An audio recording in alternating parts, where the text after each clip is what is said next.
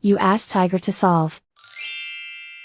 This deals with linear equations with one unknown. The final result is x equals 10/3. Let's solve it step by step.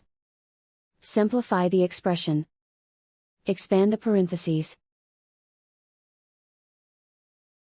Simplify the arithmetic.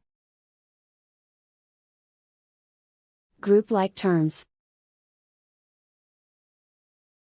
Multiply the coefficients. Expand the parentheses. Group like terms. Simplify the arithmetic.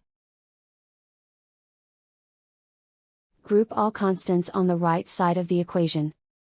Add 30 to both sides. Simplify the arithmetic.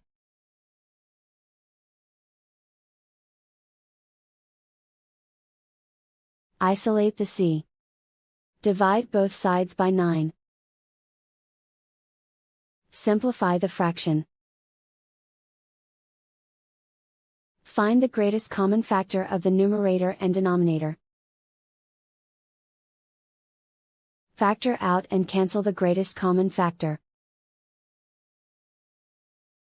And so the final result is x equals 10/3.